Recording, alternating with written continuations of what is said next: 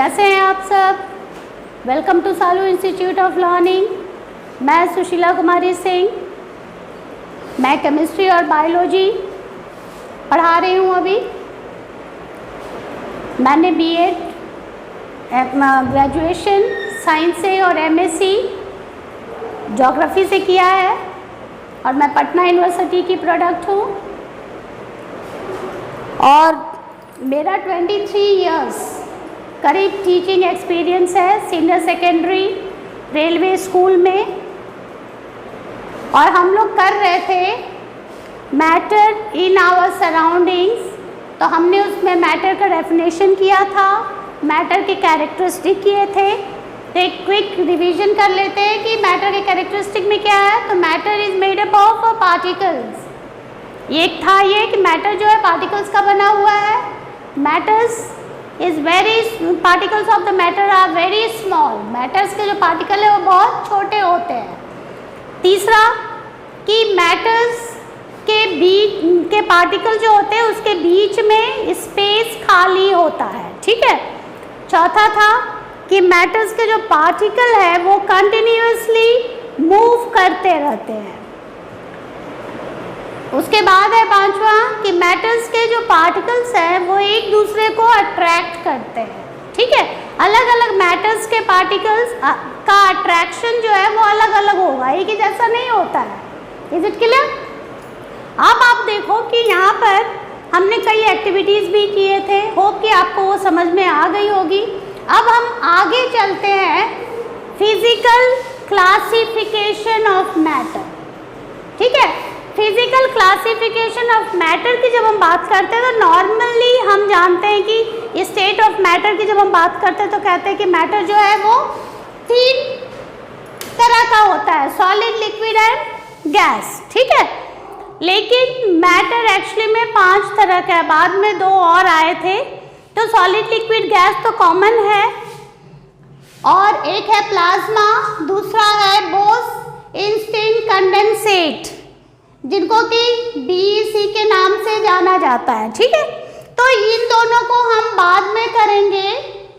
अभी हम डिस्कस करेंगे सॉलिड, लिक्विड एंड गैस के बारे में कि इनकी क्या क्या कैरेक्टरिस्टिक है और इनको कैसे क्लासीफाई किया गया है और कैरेक्टरिस्टिक इनका क्या है, ठीक है। तो आइए देखते हैं कि सॉलिड, सबसे पहले हम करेंगे सॉलिड।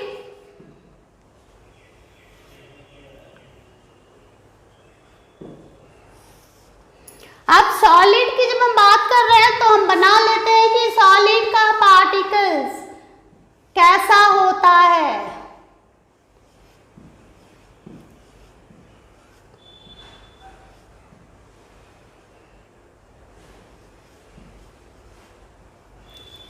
अब सपोज देखिए कि ये पेन मेरा सॉलिड है, बुक हमारा, बेंच, डेस्क, स्टोन, जितने भी चीज़ें हैं ये सारे क्या हैं, सॉलिड है।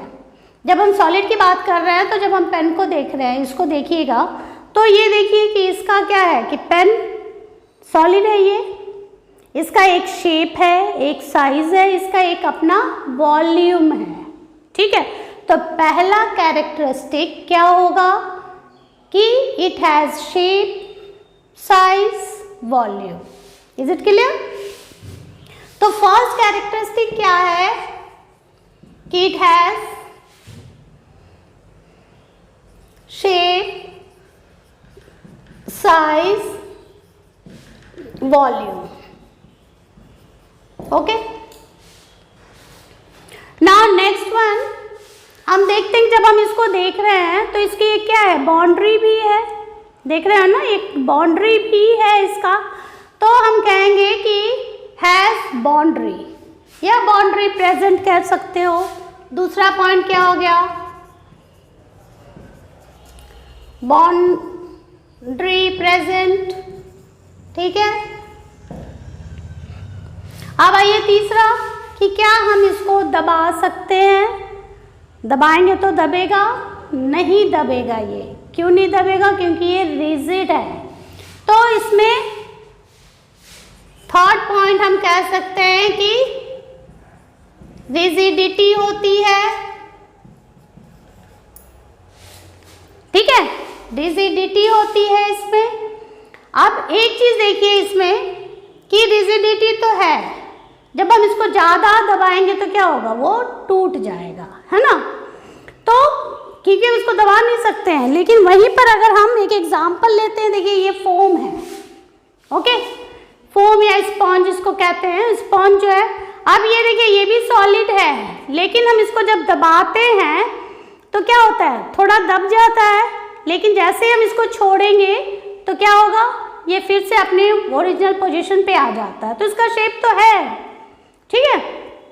तो ये दब क्यों रहा है, इसके पीछे कारण है कि ये जिस चीज़ से बना हुआ है, जिस पार्टिकल से बना हुआ है, तो पार्टिकल थोड़े दूर दूर है, उनके बीच में स्पेस है, ठीक है, और उस स्पेस में हवा भरी होती है, जिसके कारण कि जब हम दबाते हैं तो हवा निकलती है, वो दबता है, फिर से जब हम छोड़ते हैं तो फिर उस स्पेस में क्या चला जाता है, हवा चला जाता है, और वो अपने पोजीशन पे आ जाता है। Is it clear.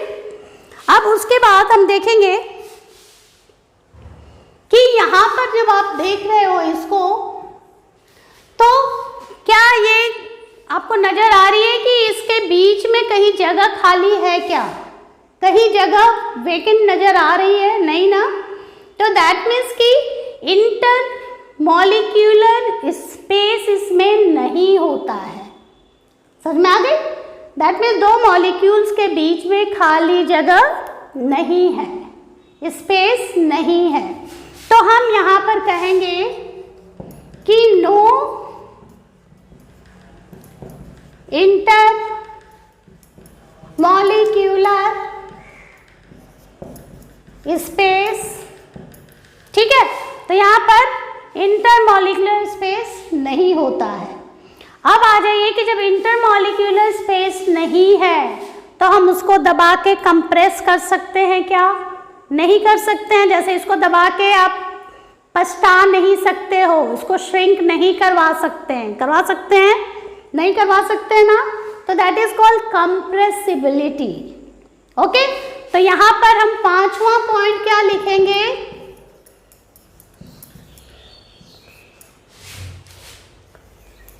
कंप्रेसिबिलिटी,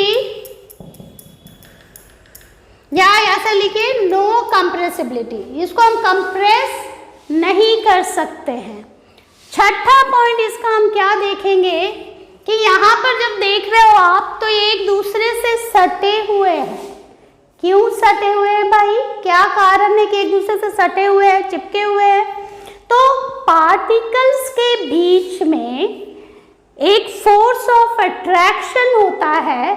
जब फोर्स ऑफ अट्रैक्शन बहुत ज़्यादा होगा, बहुत स्ट्रांग होगा, तो क्या करेंगे, वो एक दूसरे से सटे रहते हैं, ठीक है।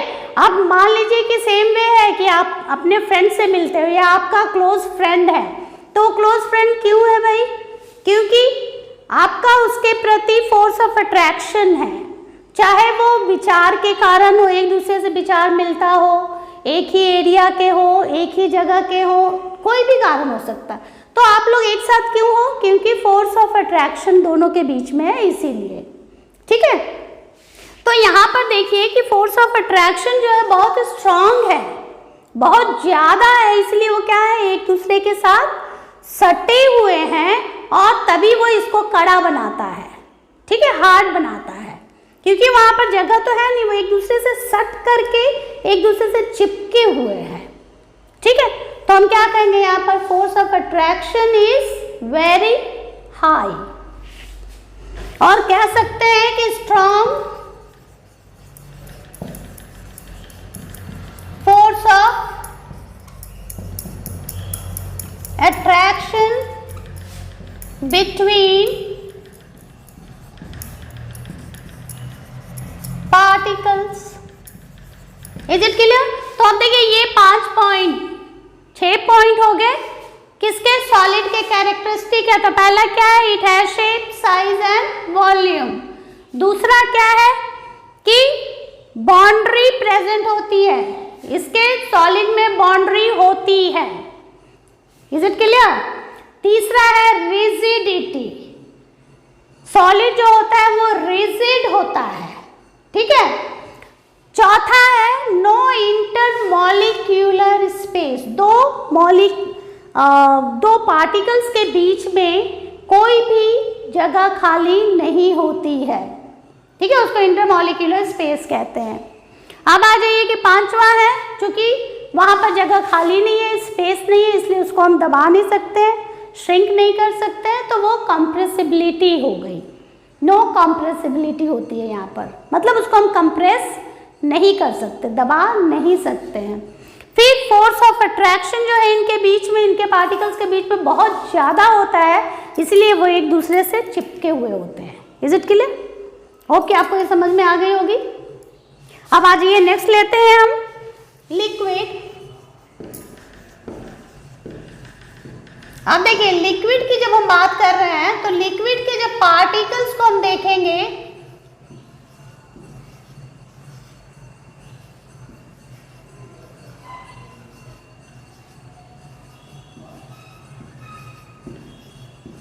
अब यहां देखिए लिक्विड के जो पार्टिकल्स है, लिक्विड के पार्टिकल्स हैं, तो इसमें क्या है कि लिक्विड का अपना शेप नहीं होता है, लेकिन इसकी वॉल्यूम तो होती है, क्योंकि देखिए उसको जिस बर्तन में हम रखते हैं वो बर्तन क्या होता है, उसी बर्तन का वो शेप ले लेता है ना।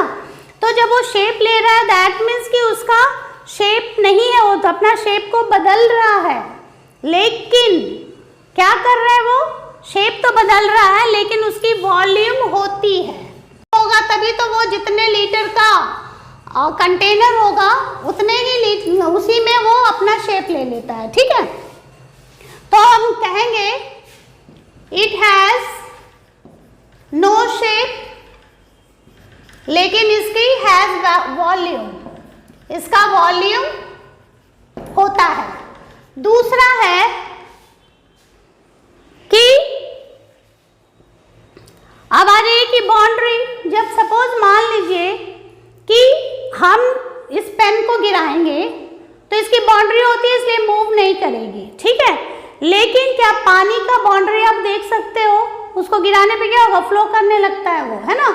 तो उसमें क्या होता है कि वो अपना शेप भी बदल रहा है, फ्लो कर रहा है, उसकी कोई बाउंड्री नहीं होती है, ठीक है, आउटर बाउंड्री उसमें नहीं होगी, नो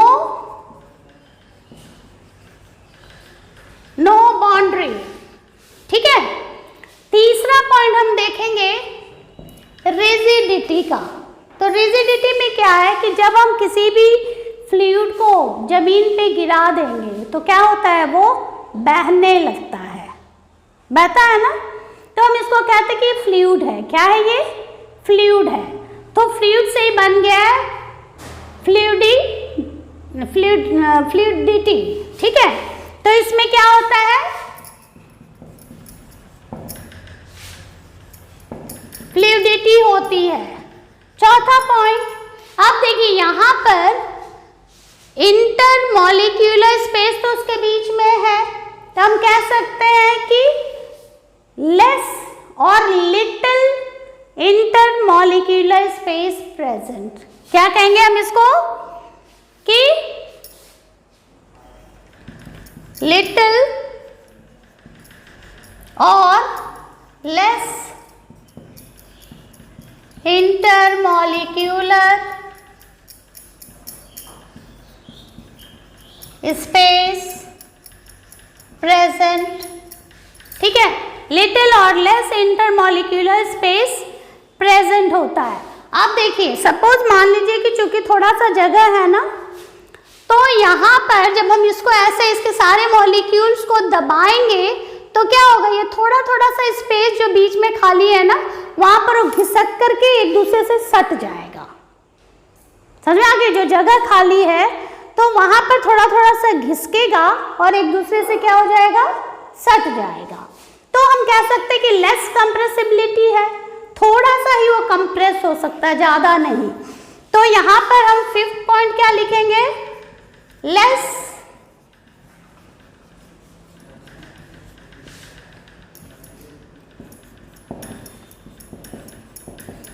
कंप्रेसिबिलिटी, ठीक है, क्योंकि थोड़ा सा कंप्रेस हो रहा है इसलिए लेस कंप्रेसिबिलिटी हम यहाँ पर कहते हैं। अब आ जाइए कि 6th पॉइंट इसका क्या है। अब देखिए, चूंकि यहाँ पर बीच में थोड़ा थोड़ा जगह खाली है, ठीक है, जब आप अपने फ्रेंड से गुस्साते हो तो क्या करते हो, मुंह घुमा के बैठ जाते हो ना, बीच में थोड़ा सा जगह छोड़ देते हैं, सट के नहीं बैठते हो। तो उसी तरह से ये क्या है, इनके बीच में भी थोड़ा थोड़ा सा जगह खाली है। दैट मीन्स कि फोर्स ऑफ अट्रैक्शन तो है, लेकिन क्या है, कम है। फोर्स ऑफ अट्रैक्शन इनके बीच में है लेकिन कम है, तो हम क्या कहेंगे, weak force of attraction between the particles. क्या कहेंगे इसे, weak force of attraction between the particle. तो ये क्या हो रहा है, वीक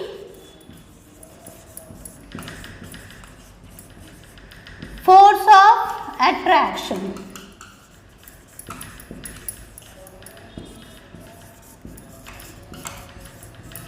बिटवीन पार्टिकल्स। ठीक है, तो ये हमारा हो गया लिक्विड का characteristic. It has no shape but has volume. Second point is it has no boundary.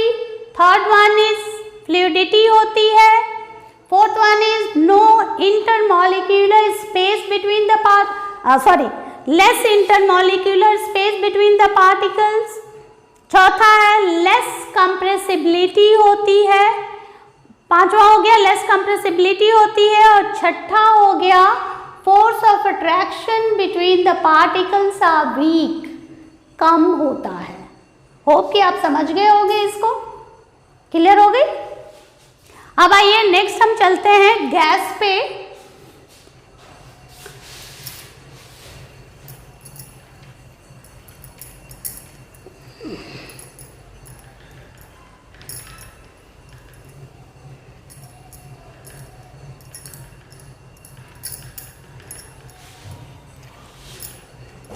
अब आइए गैस पे। जब हम गैस की बात कर रहे हैं तो इसका भी बना लेते हैं। इसके पार्टिकल्स कैसे होते हैं, एक यहाँ, एक यहाँ, एक यहाँ, एक यहाँ। अब देखिए इसके जो पार्टिकल्स हैं वो कितने एक दूसरे से दूर दूर है ना। तो इसका मतलब क्या हो गया कि वो एक दूसरे से दूर भाग रहे हैं। Is it clear. तो अब यहाँ पर इसका पहला क्या होता है, नो शेप, नो वॉल्यूम। इसको भी जिस पे हम रखते हैं वही उसका क्या हो जाता है, जिस बर्तन में रखेंगे उसी का शेप ले लेगा। उसके पार्टिकल्स तो चारों तरफ मूव करते रहते हैं। गैस क्या है, देखे है ना, गैस का सुने है ना, जैसे हवा एक पर्टिकुलर जगह पे तो रहती नहीं है, वो चारों तरफ मूव करते रहती है और हम तक आती है। तो गैस जो है उसका नो शेप होता है, नो वॉल्यूम। अब आइए कि उसकी बाउंड्री होती है कि नहीं, तो नहीं, इसकी भी कोई बाउंड्री नहीं होती कि शेप साइज तो है ही नहीं, तो बाउंड्री कहाँ से होगी। तो दूसरा पॉइंट इसका क्या हो गया, नो बाउंड्री। अब चूंकि ये भी फ्लो करता रहता है, यहाँ से वहाँ, यहाँ से वहाँ, हमेशा ये मूव करते रहता है, एक जगह रुकता नहीं है, क्योंकि ये बहुत फास्ट तेजी से इधर से उधर मूव करता है। तो इसमें क्या होगी, फ्लूइडिटी भी होगी इसमें। तो हम कहेंगे कि ये क्या, थर्ड पॉइंट इसका हो गया फ्लूइडिटी। अब आ जाइए फोर्थ पॉइंट में। अब यहाँ पर देखिए कि एक यहाँ है, एक यहाँ है, एक पार्टिकल यहाँ है, एक पार्टिकल यहाँ है। तब इसके बीच में क्या है, कितने सारे जगह खाली है ना। तो इसमें हम क्या कहेंगे कि the space between the molecules are very large. Okay, तो लार्ज इंटरमॉलिक्यूलर स्पेस, इसमें क्या होता है, लार्ज इंटर मॉलिक्यूलर स्पेस होता है। ठीक है, लार्ज इंटरमॉलिक्यूलर स्पेस है इसमें। अब देखिए, अब आता है कि जब स्पेस ज़्यादा खाली है तो हम क्या करेंगे, हम इसको कंप्रेस कर सकते हैं ना। इसको जब हम दबाएंगे तो जितने मॉलिक्यूल्स है वो छोटे सी जगह में आ जाएगा। बहुत आसानी से कंप्रेस हो जाता है, ठीक है। तो हम इसको क्या कहेंगे, जब आसानी से कंप्रेस हो उसको दबा करके हम छोटे से जगह में ला सकते हैं, ठीक है। तो हम इसको कहेंगे कि वेरी हाईली कंप्रेसिबल होता है ये। क्या होता है ये?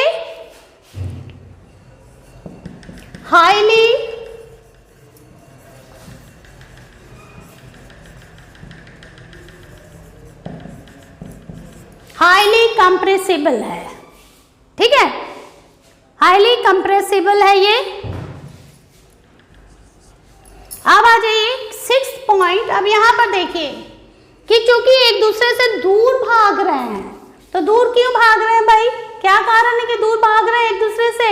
दैट मीन्स इनके बीच में, इनके पार्टिकल्स के जो जगह चूंकि खाली है, तो दूर इसलिए है ये क्योंकि इनके बीच में फोर्स ऑफ अट्रैक्शन नहीं है, ठीक है। अगर फोर्स ऑफ अट्रैक्शन रहता तो पास पास रहते, क्योंकि फोर्स ऑफ अट्रैक्शन नहीं है इसलिए क्या हो रहा है, दूर दूर भाग रहे हैं, एक दूसरे से बहुत दूरी पे बनाए रखते हैं। तो हम इसको क्या कहेंगे? No force of attraction between particles, ठीक है। तो force of attraction between the particles इसमें नहीं होता। तो ये कैरेक्टरिस्टिक किसका था? गैस का था। Is it clear? तो पहला क्या था? No shape, no bond, no volume, no boundary, fluidity होती है, इंटरमॉलिक्यूलर स्पेस जो है ये बहुत ज़्यादा होता है, लार्ज इंटरमॉलिक्यूलर स्पेस होता है, जिसके कारण कि इसको आसानी से कंप्रेस किया जा सकता है, तो हाई कंप्रेसिबिलिटी होती है इसकी, ठीक है। फिर छठा क्या है कि फोर्स ऑफ अट्रैक्शन इसके बीच में नहीं होता है, तो नो फोर्स ऑफ अट्रैक्शन, और इंस्टेड ऑफ दिस नो के जगह पे आप लिख सकते हो नेग्लिजिबल भी, जिसको हम नेग्लिजिबल कहते हैं। आप नो भी लिख सकते हो और नेग्लिजिबल भी लिख सकते हो। Is it clear? होप कि आप ये characteristic of solid, liquid and gas आपको समझ में आ गई होगी।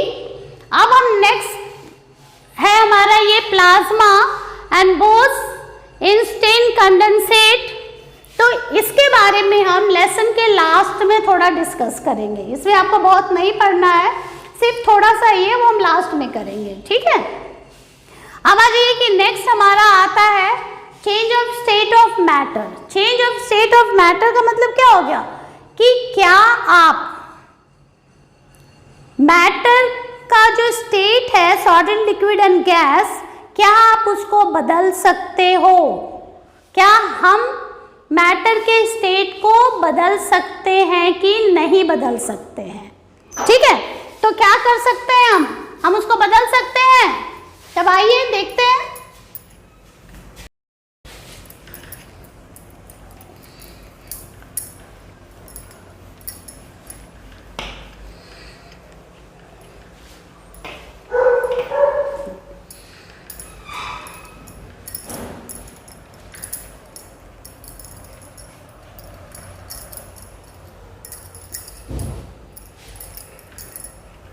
अब देखिए change of state of matter.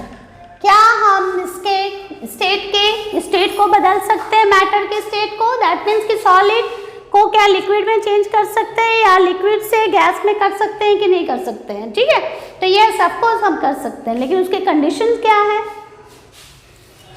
इसके कंडीशन है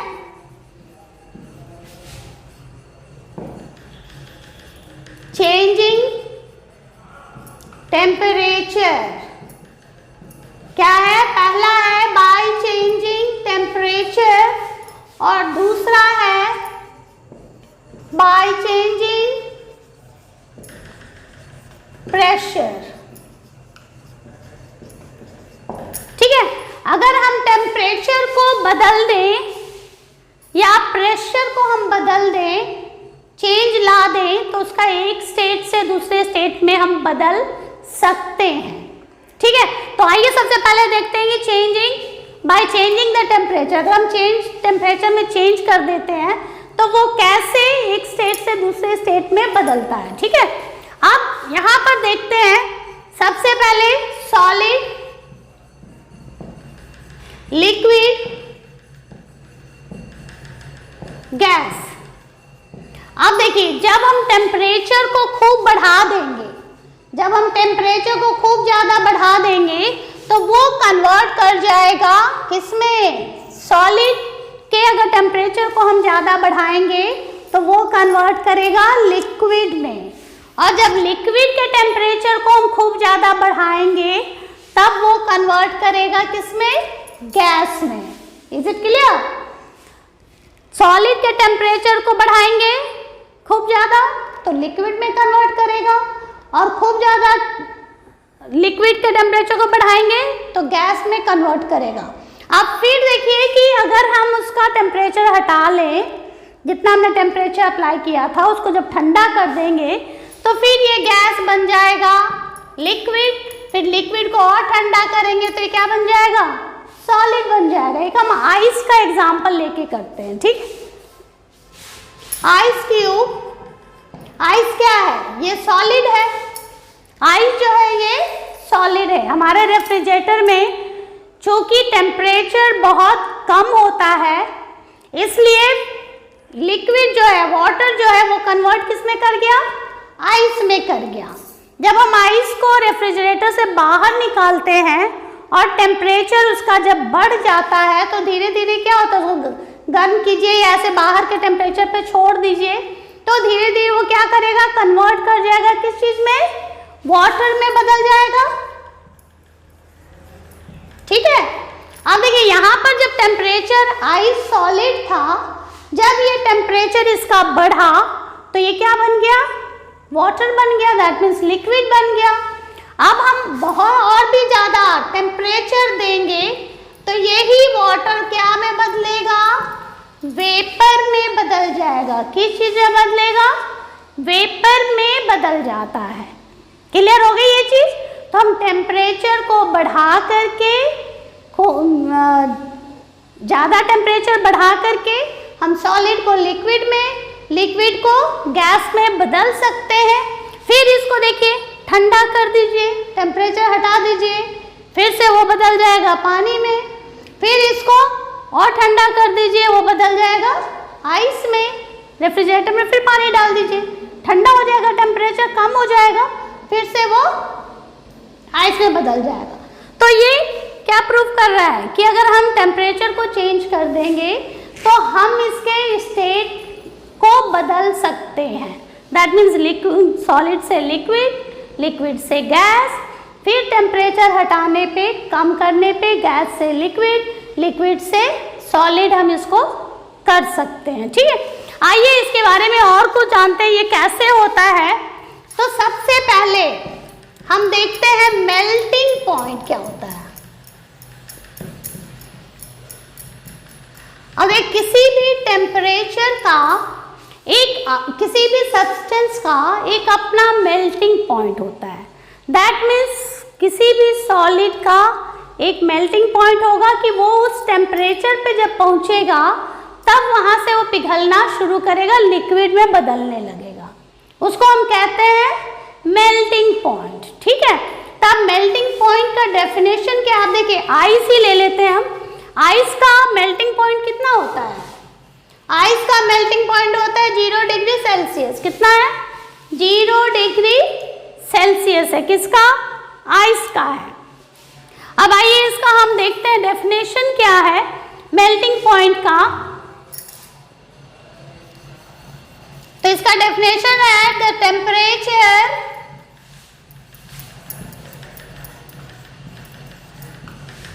at which solid changes to liquid at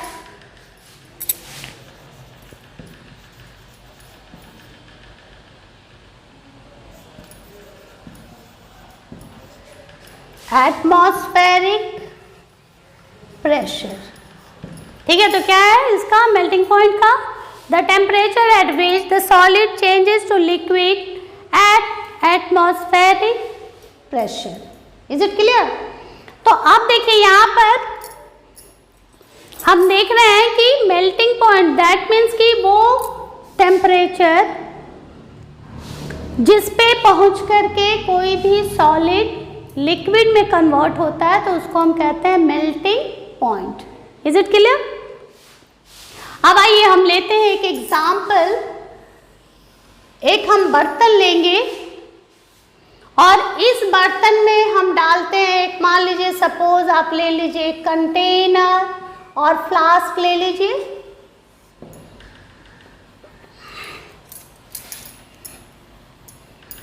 एक ऐसे फ्लास्क ले लीजिए आप।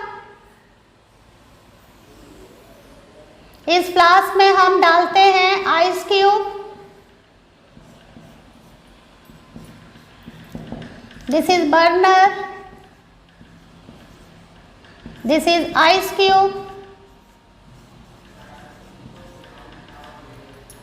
यहां पर एक हम डाल देंगे इसमें थर्मोमीटर। अब ये देखिए कि आइस क्यूब का मतलब क्या हो गया? आइस का टुकड़ा हमने लिया, इसमें इस फ्लास्क में डाल दिया। फ्लास्क में डालने के बाद क्या होता है कि हम इसको बर्नर से हीट देना शुरू करते हैं।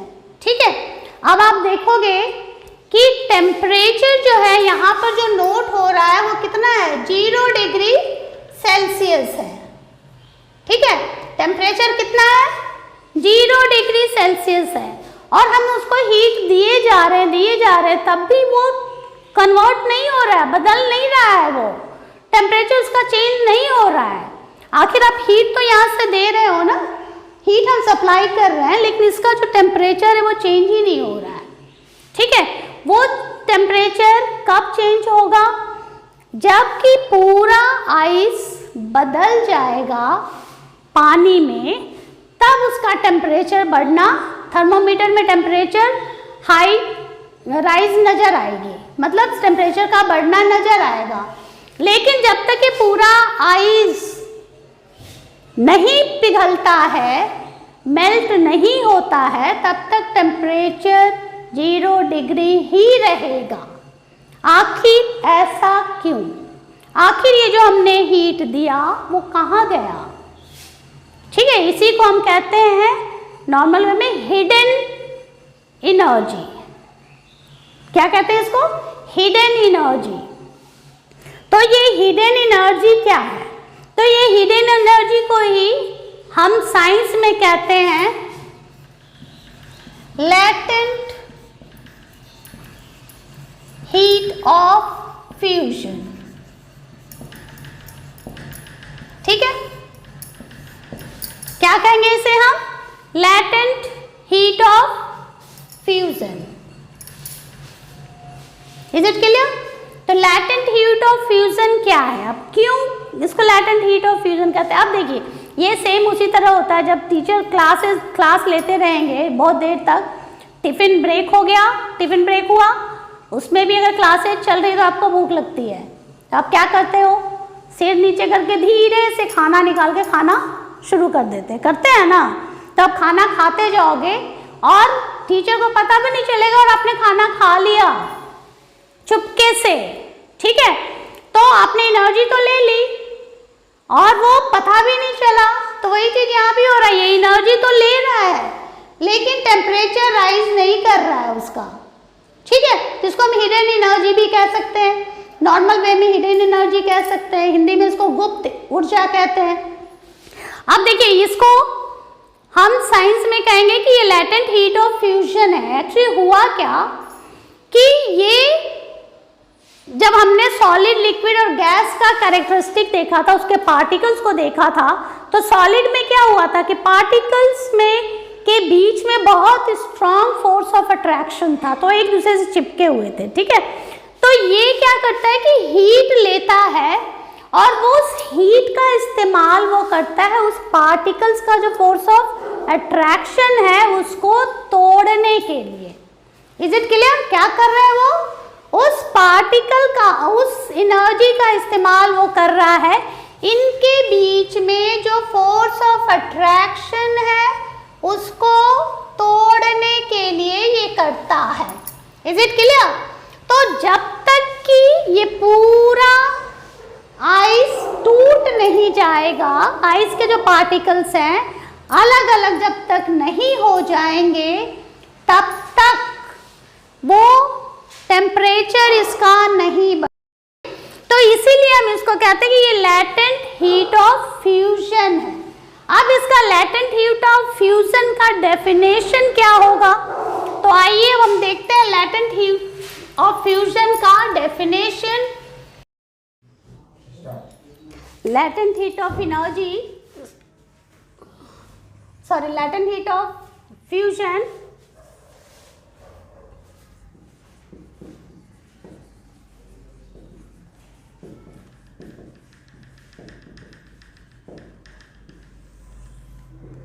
जब हम इसकी बात करते हैं लैटेंट हीट ऑफ फ्यूजन, तो आप देखिए यहाँ पर जो एनर्जी यूज हो रहा है इसको तोड़ने के लिए, बर्फ को तोड़ने के लिए, तो वही क्या है, इसके पार्टिकल्स को तोड़ने के लिए, तो उसी को हम क्या कहते हैं, लैटेंट हीट ऑफ फ्यूजन।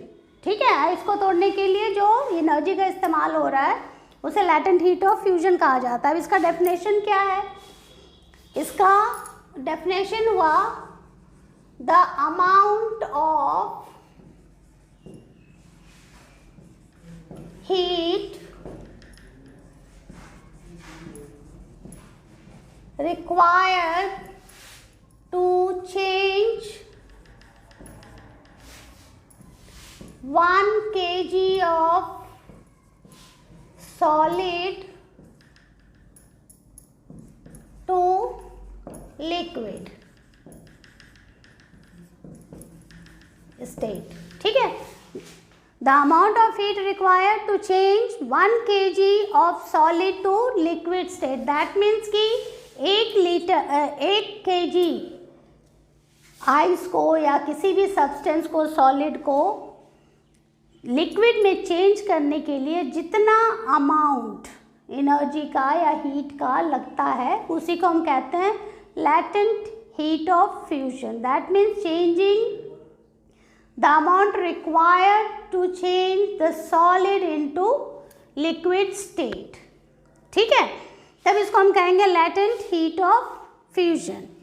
तो ये आपको समझ में आ गया कि melting point क्या होता है। Now come to boiling point। What is boiling point? अब देखिए boiling point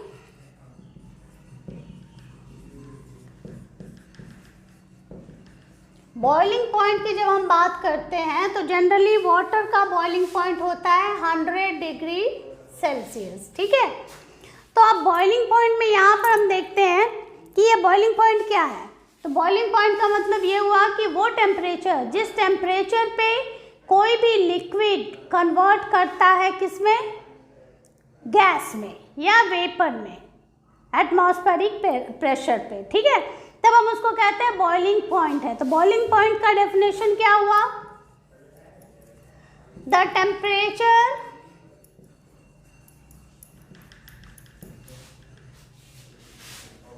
एट विच लिक्विड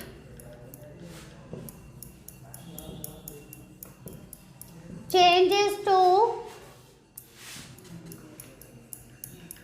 वेपर, और इसको हम गैस कह सकते हैं,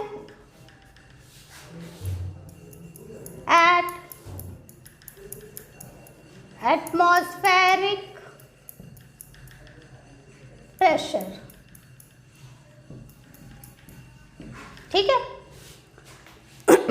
तो बॉइलिंग पॉइंट क्या हो गया? The temperature at which the liquid changes to vapour और गैस एट एटमॉस्फेरिक प्रेशर। ठीक है, तो मेल्टिंग पॉइंट क्या हुआ? जब सॉलिड चेंज करता है लिक्विड में तब उसको हम कहते हैं मेल्टिंग पॉइंट। ठीक है, तो मेल्टिंग पॉइंट में जो अमाउंट यूज होता है हीट का उसको हम कहते हैं लैटेंट हीट ऑफ फ्यूजन।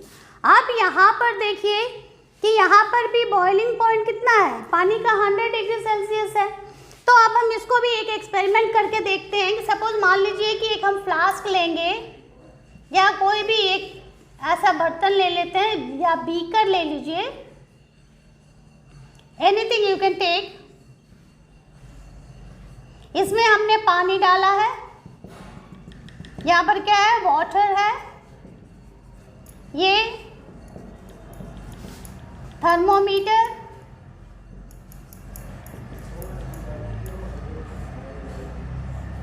यहाँ से हम इसको हीट देना शुरू किए बर्नर के थ्रू।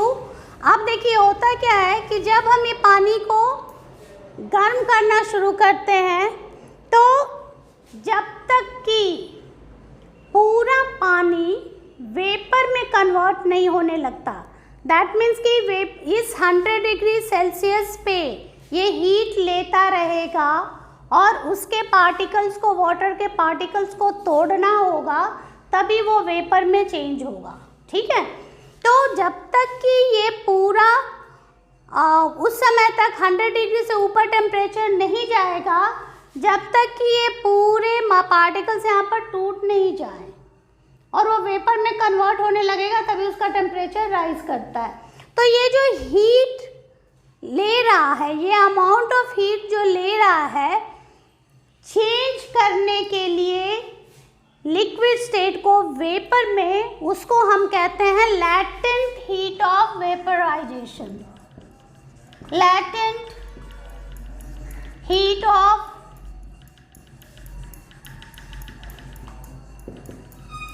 वेपराइजेशन, क्या कहेंगे इसे हम, latent heat of vaporisation. That means कि जितना अमाउंट वो ले रहा है लिक्विड को वेपर में बदलने के लिए, अमाउंट किस चीज़ का, हीट का, वो जितना अमाउंट हीट का ले रहा है वे लिक्विड को वेपर में बदलने के लिए, उसको हम कहते हैं कि latent heat of vaporisation. Vapour में कन्वर्ट कर रहा है इसलिए वेपराइजेशन हो गया। ठीक है, तो अब देखिए इसका डेफिनेशन क्या होगा, लैटेंट हीट ऑफ वेपराइजेशन का डेफिनेशन क्या हो जाएगा,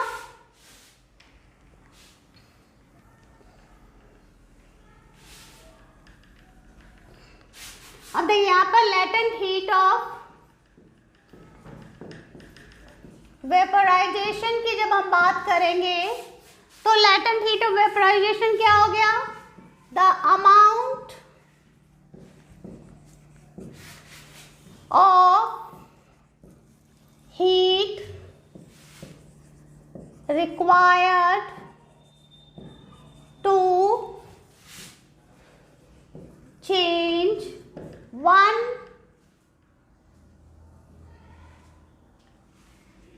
1 liter of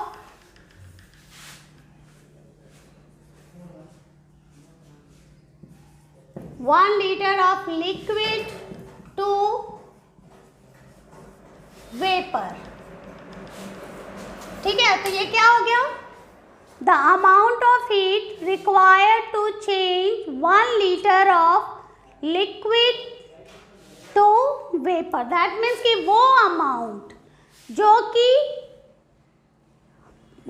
लिक्विड ले रहा है हीट का 1 लीटर लिक्विड को चेंज करने के लिए, किस चीज़ में, वेपर में, उसको हम कहते हैं कि that is latent heat of vaporisation. Is it clear, समझ में आ गया सबको? तो अब आपको समझ में आ गया होगा कि लैटेंट हीट ऑफ वेपराइजेशन क्या होता है, लैटेंट हीट ऑफ फ्यूजन क्या होता है, मेल्टिंग पॉइंट क्या है, बॉइलिंग पॉइंट क्या है। क्या है ये मेल्टिंग पॉइंट, वो टेम्परेचर जिस पे कोई भी सॉलिड लिक्विड में कन्वर्ट करता हो एटमॉस्फेरिक प्रेशर पे। ठीक है, बॉइलिंग पॉइंट क्या है, वो टेम्परेचर जिस पे कोई भी लिक्विड कन्वर्ट करता है वेपर में एटमॉस्फेरिक प्रेशर पे। ठीक है, तो ये होप कि आपको क्लियर हो गया होगा कि हम अगर टेम्परेचर को चेंज करते हैं तो ये सारे चेंजेस आते हैं, स्टेट उसका बदल जाता है। अब आइए देखते हैं और क्या क्या होता है जब हम टेम्परेचर को चेंज करेंगे। तो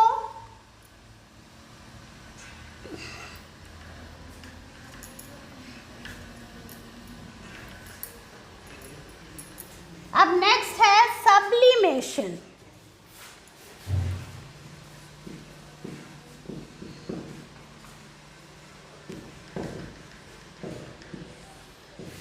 सब्लिमेशन क्या है?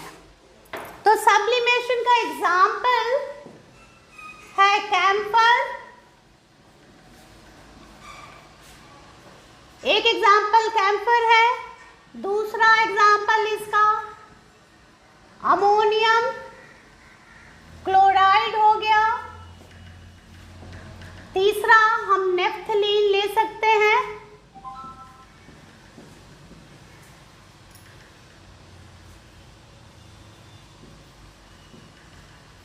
Naphthalene ball.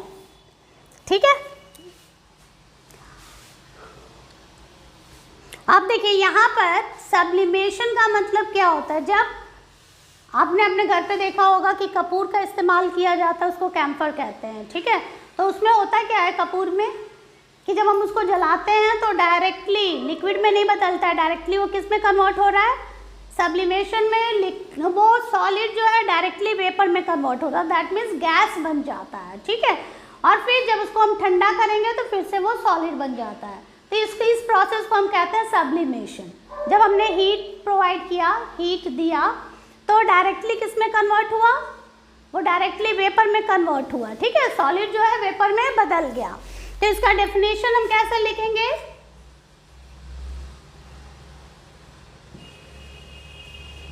when solid directly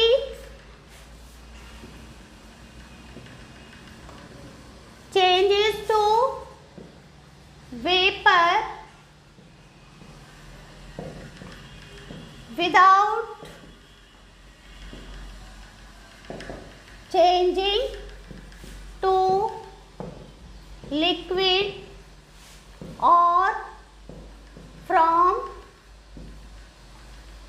gas to, gas और वेपर कर सकते हैं आप इसको, vapour to solid.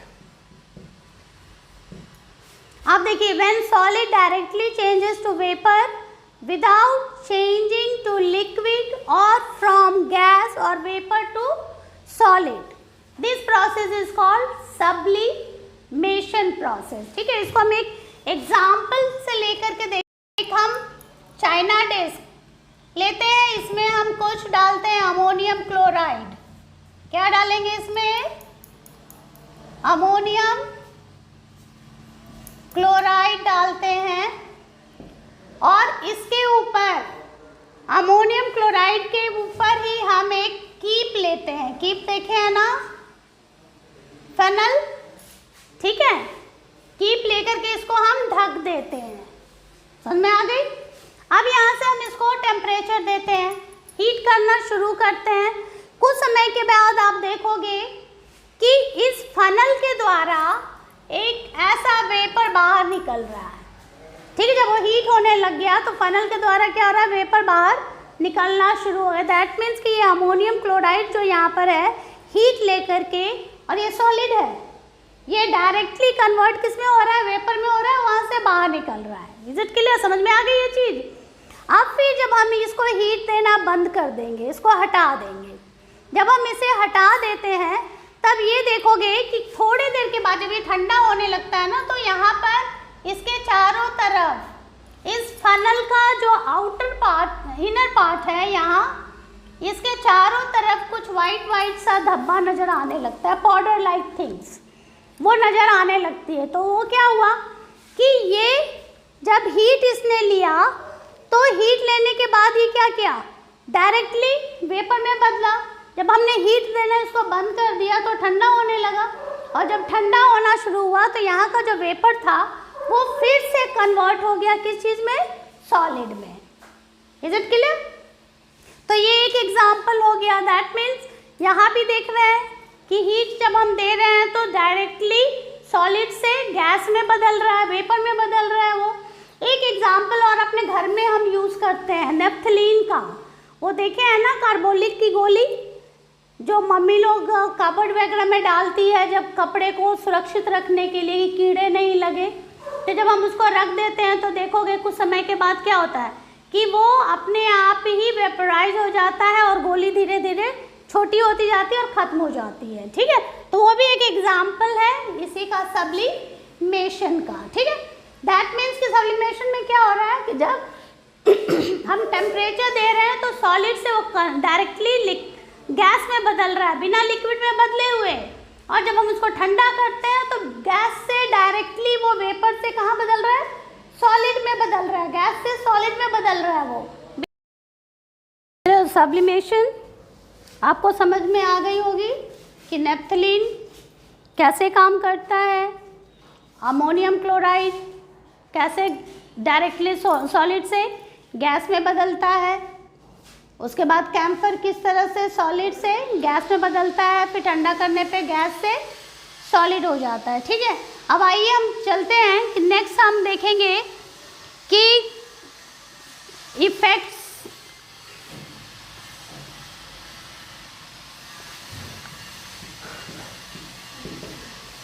Effects of pressure क्या होता है।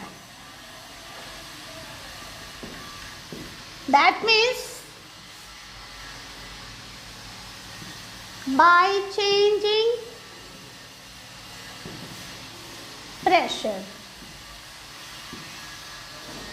ठीक है, आप देखिए चेंज, जब हम प्रेशर को चेंज करते हैं तब हम देखेंगे कि गैस से प्रेशर चेंज करके हम गैस से लिक्विड में बदल सकते हैं, लिक्विड से सॉलिड में बदला जा सकता है। ठीक है, इसके प्रेशर को चेंज करने पे जब हम प्रेशर को बढ़ा देते हैं तब गैस से लिक्विड बन जाता है, और प्रेशर बढ़ाएंगे तो लिक्विड से सॉलिड बन जाएगा। ठीक है, आपने देखा होगा कि या सुना होगा कार्बन डाइऑक्साइड की बात हम करते हैं, तो कार्बन डाइऑक्साइड क्या है, ये एक गैस है। ठीक है, और ये कार्बन डाइऑक्साइड का जब हम प्रेशर बहुत बढ़ा देते हैं तब वो डायरेक्टली चेंज कर जाता है किसमें, सॉलिड कार्बन डाइऑक्साइड में। जब हम इस कार्बन डाइऑक्साइड का प्रेशर खूब ज़्यादा बढ़ा देते हैं तब वो बदल जाता है किसमें, टेम्परेचर घटा देंगे और प्रेशर को बढ़ा देंगे, तब उस कंडीशन में क्या होगा, वो बन जाएगा सॉलिड कार्बन डाइऑक्साइड, और जिसको हम कहते हैं ड्राई आइस के नाम से ये जाना जाता है। ठीक है, और ये ड्राई आइस कोल्ड स्टोरेज वगैरह में यूज़ किया जाता है।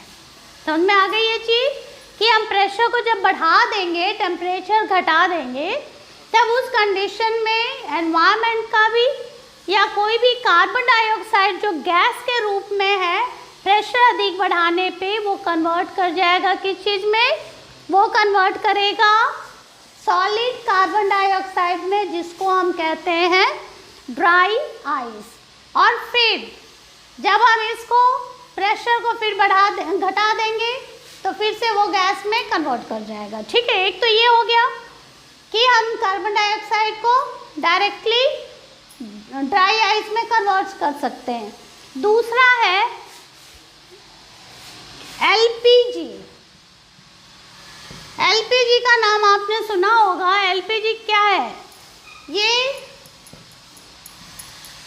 लिक्विफाइड पेट्रोलियम गैस है। ठीक है, लिक्विफाइड पेट्रोलियम गैस, इसका मतलब क्या हुआ कि ये एलपीजी जो है वो गैस होता है। अब इसमें हमारा जो सिलेंडर है, घर में जो हम सिलेंडर का इस्तेमाल करते हैं, देखिए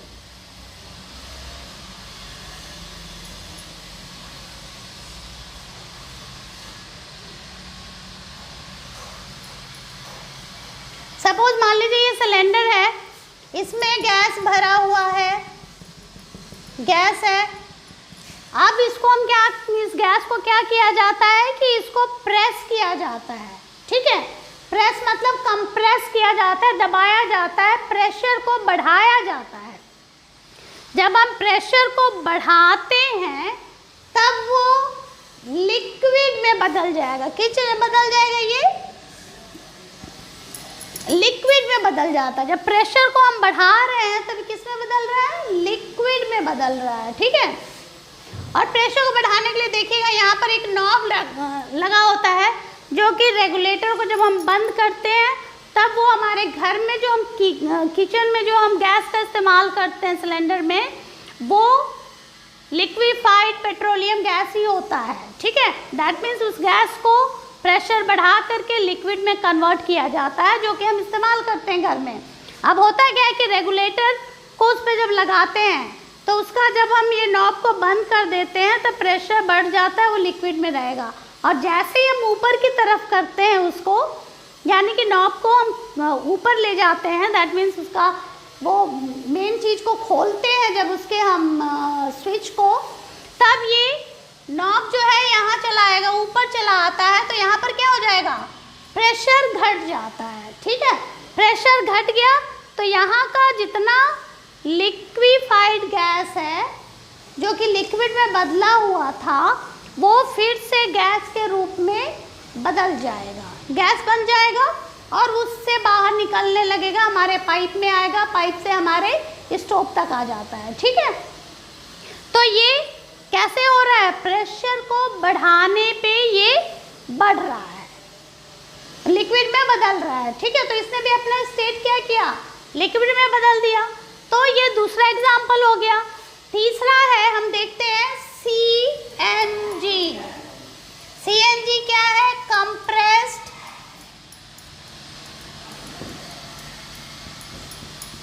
नेचुरल गैस।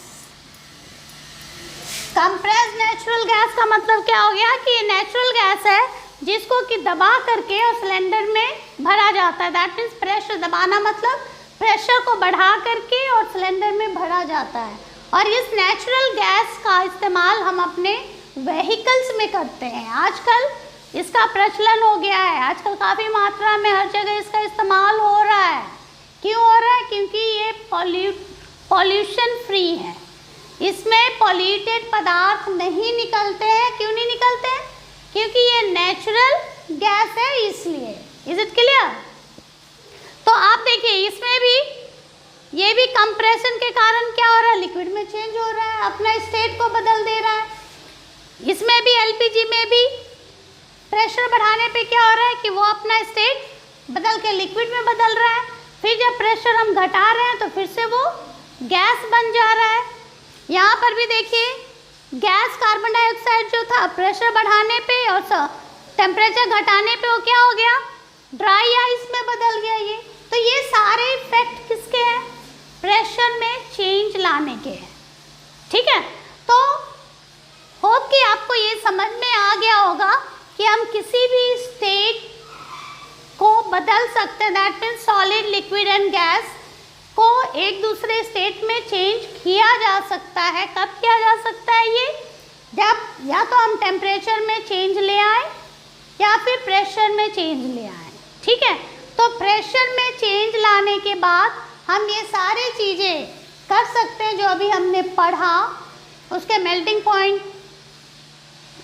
पॉइंट हमने पढ़ा, टेम्परेचर में चेंज आने से क्या होगा, बॉइलिंग पॉइंट के बारे में हमने पढ़ा, सब्लिमेशन के बारे में हमने पढ़ा, carbon dioxide changing into dry ice हमने पढ़ा, उसके बाद LPG और CNG, ठीक है, कंप्रेस्ड नेचुरल गैस के बारे में पढ़ा कि कंप्रेशन बढ़ाने पे ये कैसे चेंज करते हैं अपने स्टेट को। होप कि आपको ये सारी चीज़ें समझ में आ गई होगी। अब बाकी बच गया ये दो, तो ये तो मैंने पहले ही कह दिया था कि हम लोग लास्ट में उसको करेंगे, थोड़ा ही उसमें डिस्कशन करना। इसलिए जो कॉमन था सॉलिड, लिक्विड एंड गैस जो प्रचलन है, जो कॉमनली हम यूज़ करते हैं, उसके बारे में हमने डिटेल में पढ़ लिया। अब इसको लास्ट में करते हैं और बाकी का कुछ पॉइंट्स और है जो कि हम नेक्स्ट क्लास में डिस्कस करेंगे। होप कि आप लोग को ये समझ में आ गया होगा कि किसका कैरेक्टरिस्टिक कैसा है और कैसे वो बनता है सब, ठीक है। तो अब मैं अपना ये यहीं पर लेक्चर ख़त्म करती हूँ और पढ़ते रहिए। अगर कहीं भी कोई डाउट लगे, समझ में नहीं आए, तो मुझे कमेंट सेक्शन में कमेंट करके बताइए, ताकि मैं उसे कोशिश करूँ कि सही कर सकूँ। और या कहीं पर भी कुछ दिक्कत लग रही हो तो उसको भी बताइए, ताकि उसे ठीक किया जा सके। पढ़ते रहिए। अगर अच्छा लगे तो शेयर कीजिए, सब्सक्राइब कीजिए। Okay, thank you.